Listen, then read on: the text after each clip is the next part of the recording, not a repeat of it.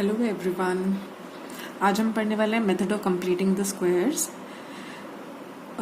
हमें पता है कि क्वाड्रेटिक इक्वेशन की स्टैंडर्ड फॉर्म होती है ax square plus bx plus c is equal to 0 where a is not equal to 0 because if a is 0 that means the equation will reduce to a linear equation because a 0 होने से x square की term vanish हो जाएगी और हमारे पास सिर्फ bx plus c बचेगा। bx plus c is equal to 0 that will be a linear equation, इसलिए a should not be equal to 0। अब हमें आज सीखना है method of completing the squares. तो स्क्वायर कंप्लीट करने का मेथड सीखने के लिए पहले तो हमें स्क्वायर वाले सारे फॉर्मूलाज पता होने चाहिए, है ना। तो हम पहले स्क्वायर वाले जो फॉर्मूलाज हमने प्रीवियस क्लासेस में पढ़े हैं वो रिवाइज करते हैं। हमें पता है x plus Y whole square is equal to X square plus 2xy plus Y square and x minus y whole square is equal to x square minus 2xy plus y square। अब अगर आप ये standard equation जो है quadratic equation उसको compare करें तो हम देखते हैं कि ये इस फर्स्ट फॉर्म से मैच कर रही है। So we are going to reduce this quadratic equation to one of these forms. We'll try to reduce it to the form x plus y whole square. Is that clear? अब हम क्या करेंगे, अगर आप देखें यहाँ पर तो x स्क्वायर को कोफिशिएंट a है, but in this equation x square का कोफिशिएंट 1 है। तो सबसे पहला स्टेप आपका ये रहेगा कि x स्क्वायर के कोफिशिएंट को यहाँ से रिमूव किया जाए। x स्क्वायर के कोफिशिएंट को रिमूव करने के लिए हमें a को हटाना पड़ेगा। a को हटाने का मतलब हुआ we'll divide this equation throughout by a से डिवाइड करने के लिए अगर हम इस इक्वेशन को थ्रू आउट a से डिवाइड करते हैं तो इस इक्वेशन पे कोई खास फर्क नहीं पड़ेगा। या एक दूसरा तरीका समझने का हम ये भी कर सकते हैं कि हम इस पूरी इक्वेशन को a से मल्टीप्लाई एंड डिवाइड कर दें। ऐसा करने से हमें पता है a और a कैंसिल आउट हो जाएंगे और a upon a is 1 and 1 into anything is the number itself. ठीक है, तो हमारे पास आया 1 upon a x square plus bx plus c is equal to 0 upon, we'll bring this a to the right hand side. Now 0 upon anything is 0, तो आपके पास simply बचा 1 upon a x square plus bx plus c is equal to 0।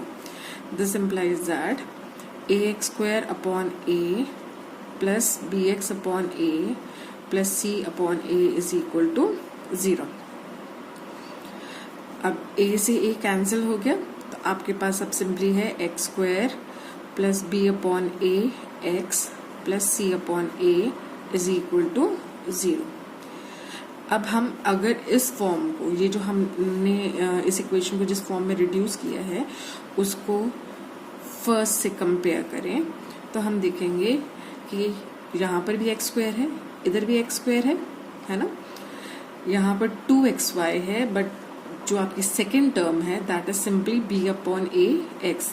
यहाँ पर 2 missing है, तो 2 लाने के लिए हम क्या कर सकते हैं, we can multiply and divide this equation by 2।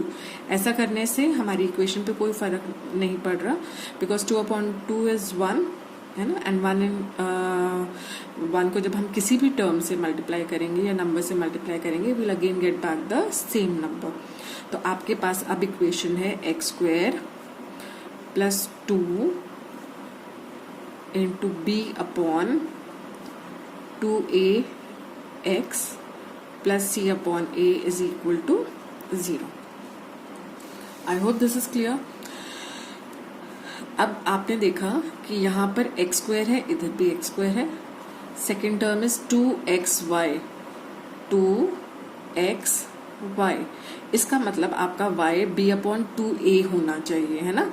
अब b अपॉन 2a होने के लिए आपके पास y स्क्वायर की जो टर्म है b अपॉन 2a का होल स्क्वायर यहाँ पर होना चाहिए इसको स्क्वायर को कंप्लीट करने के लिए, लेकिन हमारे पास b अपॉन 2a का होल स्क्वायर इसमें कहीं भी एग्जिस्ट नहीं करता। तो हम क्या करेंगे, हम b अपॉन 2a का whole square add and subtract कर देंगे। सेम नंबर ऐड और सब्ट्रैक्ट करने से आपको पता है कि आपकी इक्वेशन में कोई फर्क नहीं आएगा, है ना। अब आप क्या करेंगे, इस टर्म को, इन फर्स्ट 3 टर्म्स को अगर आप इक्वेशन 1 से कंपेयर करें तो आप देख रहे हैं कि x square plus 2xy plus Y square is equal to x plus y का होल स्क्वायर। तो आपके पास x square plus 2 into B upon 2a x plus B upon 2a का whole square should be equal to x plus B upon 2a का whole square. ठीक है, अब आपके पास क्या टर्म्स बच गए, माइनस बी अपॉन 2a का whole square plus C upon a is equal to 0। अब आप क्या करेंगे, हम बाकी सारी x plus B upon 2a को इधर ही रहने देंगे और ये जो बाकी दोनों टर्म्स है इसको राइट हैंड साइड में ले जाएंगे। तो हमारे पास आया x plus B upon 2a का whole square is equal to minus C upon a plus B upon 2a का whole square. We can also write this as b upon 2a whole square minus c upon a। अब हम इसका simplify करने के लिए LCM लेंगे।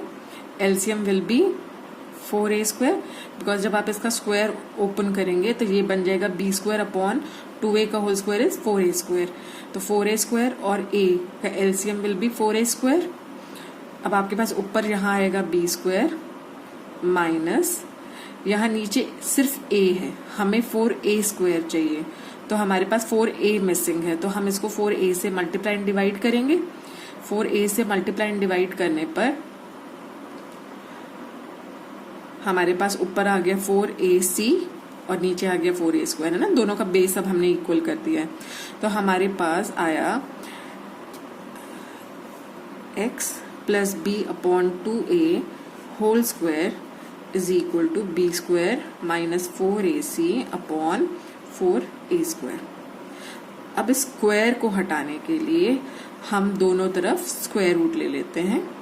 तो हमारे पास आया x plus B upon 2a is equal to plus minus square root of b square minus 4ac upon 4a square. अब ये प्लस और माइनस का साइन हम यहाँ क्यों लगा रहे हैं, क्योंकि आपको पता है कि किसी भी पॉजिटिव टर्म का square, suppose if we have plus 3 का स्क्वायर विल बी 9। सिमिलरली अगर हम -3 का स्क्वायर निकालते हैं तो -3 का स्क्वायर विल ऑल्सो बी 9। तो जब आप 9 का स्क्वायर रूट निकालते हैं, square root is the opposite function of square, है ना। तो जब आप 9 का स्क्वायर रूट निकालते हैं तो आपके पास 3 और -3 दोनों आना चाहिए, क्योंकि 3 का स्क्वायर इज 9 एंड -3 का स्क्वायर इज ऑल्सो 9, है ना। तो 9 का स्क्वायर रूट शुड हम सिर्फ यही नहीं कहेंगे कि 9 का स्क्वायर रूट इज 3, 9 का square root is can be -3 also. ठीक है, इसलिए हमने ये प्लस और माइनस का साइन यहाँ पे लगाया था। अब आप देख रहे हैं x is equal to b upon 2a को इक्वल टू के उस तरफ ले जाने पर हमारे पास आया b upon 2a plus minus, अगर हम स्क्वायर रूट का साइन सिर्फ ऊपर तक कन्फाइन करें तो हम देख रहे हैं कि 4a का जब आप 4a स्क्वायर का रूट निकालते हैं दैट विल बी 2a, है ना। तो हमने क्या किया, अब 2a आपने एलसीएम ले लिया तो आपके पास सिंपली आया -b plus minus square root of b square minus 4ac। तो x की वैल्यू है -b plus minus square root of b square minus 4ac। This is called the quadratic formula. This is called the quadratic formula.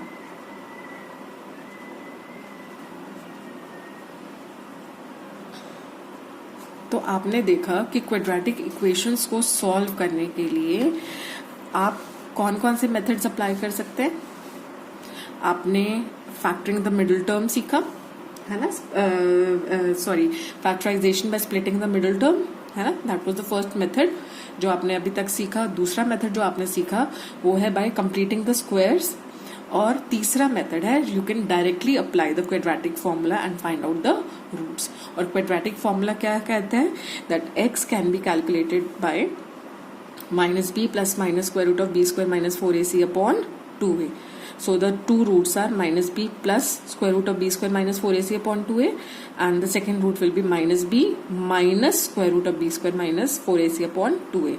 यहाँ पे ये जो है b square minus 4ac, this is called the discriminant. इसको हम कहते हैं discriminant.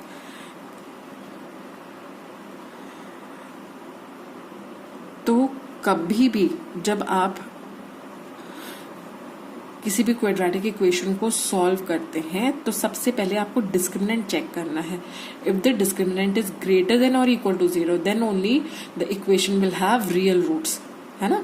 Otherwise the equation will not have real roots. तो हम क्योंकि रियल नंबर्स पढ़ रहे हैं, इसलिए for finding out the real roots of a quadratic equation we have to first check that b square minus 4ac should be greater than और equal to 0, क्योंकि negative numbers का स्क्वायर रूट रियल प्लेन में exist नहीं करता. आई hope this is clear.